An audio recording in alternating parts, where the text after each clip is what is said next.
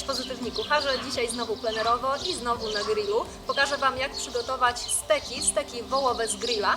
Do nich potrzebna będzie specjalna wołowina na steki. Ja taką wołowinę kupiłam sobie już wcześniej w Makro i taką wołowinę na steki, kiedy ona jest świeża, kiedy ona jest dobrej jakości, praktycznie wystarczy przyprawić tylko solą i pieprzem, ewentualnie może to być jakiś pieprz smakowy. Na patelnię nie smaruje się już takiej wołowiny oliwą.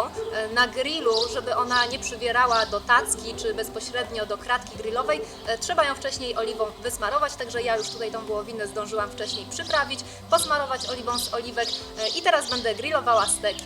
Zapraszam Was serdecznie do zostawienia komentarzy, jakie steki i z jakimi dodatkami Wy lubicie najbardziej i zapraszam po poradnik.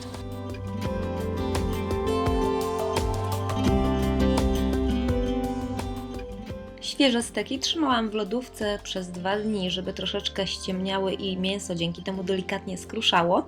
A teraz przyprawiam je tylko solą i pieprzem, chociaż oczywiście można użyć też jakichś dodatkowych przypraw smakowych, na przykład chili albo pieprzu kolorowego. Steki powinno wyjąć się z lodówki czy z innego chłodnego miejsca na minimum 1 godzinę przed grillowaniem. Przyprawić steki można oczywiście już troszeczkę wcześniej i dopiero potem, kiedy wyjmie się je z lodówki na godzinę przed grillowaniem, można je polać oliwą, ale ja przyprawiam na ostatnią chwilę. Zamiast smarowania mięsa oliwą można też delikatnie naoliwić kratkę grillową albo tackę.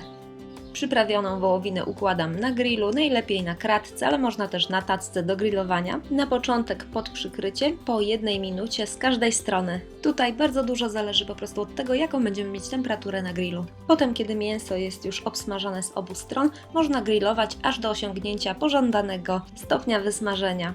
Stek wysmażony, czyli well done, to stek, który będzie grillowany po około 12-15 minut z każdej strony. Stek średnio wysmażony to grillowanie z każdej strony po około 5 minut. Przy grillowaniu duża kwestia to po prostu wyczucie, kiedy nie mamy termometru, żeby zmierzyć temperaturę w środku, jaka jest w mięsie. Trzeba po prostu nauczyć się tego, jaką konsystencję, jaką twardość i sprężystość ma grillowane mięso. Dzięki za uwagę, życzę smacznego i zapraszam po więcej przepisów na pozytywnakuchnia.pl.